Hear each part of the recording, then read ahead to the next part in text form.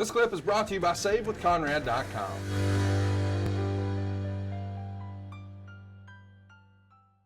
There. It's a good day. It felt great to go back and watch it, but I also love, we're creating a mystery. Nitro, professional wrestling is now becoming a mystery theater. And I love it, man. It was really, really effective.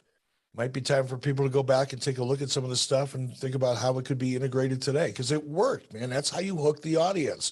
It's episodic television. That's how you get them coming back every week, by not only just telling stories, but telling stories that become a mystery, get people talking. It worked. I love the way that shot, and that was Craig Leathers in the truck, that shot where at the peak of that promo, man, Ric Flair and Jeff Jarrett are on top of the world, everybody's excited, and then you fade up to a shot of Sting, brooding, looking down over, and the first question comes to your mind is, what the hell is he thinking? And that's exactly what that promo was designed to do.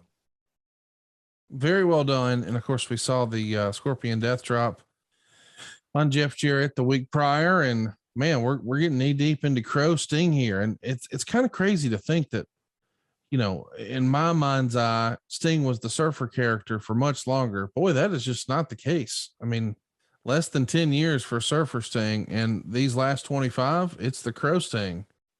It's hard to believe. We talked earlier about Marcus Bagwell having a second act. Sting did too, man. One little tweak and he's still riding the success of this. And nobody knows, what I'm about to say. Nobody knows what would have happened if, right? It's a hypothetical. And I hate those. We all know that.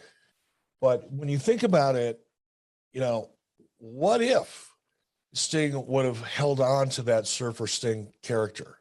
What if Sting wasn't open-minded and decided to really give this Crow character a try? Nobody knows.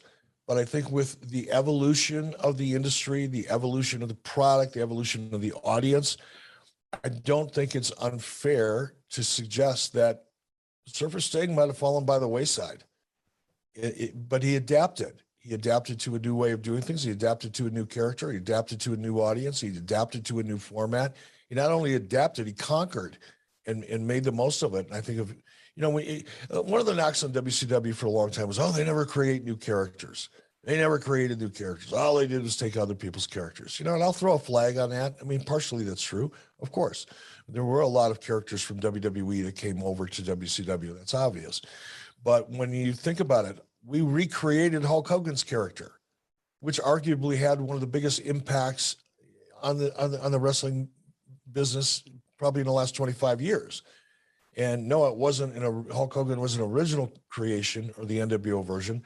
Well, the NWO version was, but we recreated and repackaged a character that in the red and yellow wasn't really working very well anymore. We did the same thing with Sting. We did the same thing with Diamond Dallas Page. We did the same thing with Hall and Nash. When you see Hall and Nash today at conventions or Comic-Cons or making personal appearances, they're not wearing Diesel and Razor Ramon gimmicks, right? They're wearing NWO gimmicks. I think it's fair to say that Kevin Nash and Scott Hall became bigger stars in WCW than they were in WWE. Not a lot of people can say that. So while, WCW isn't known for creating new stars necessarily, in terms of taking characters and performers that were probably on their way out the door as characters at some point in their near career, we repackaged them in a way that made them bigger stars than they ever were. It's pretty interesting way to look at it. Just saying. Hey, it's Conrad Thompson. Thanks for checking out the podcast here on YouTube. Be sure to hit the subscribe button and the notifications bell so you get a notice anytime we upload some new content. And go save yourself some money right now. If you're in a 30-year loan or you have credit card debt, it's not a matter of if I can save you money. It's a matter of how much.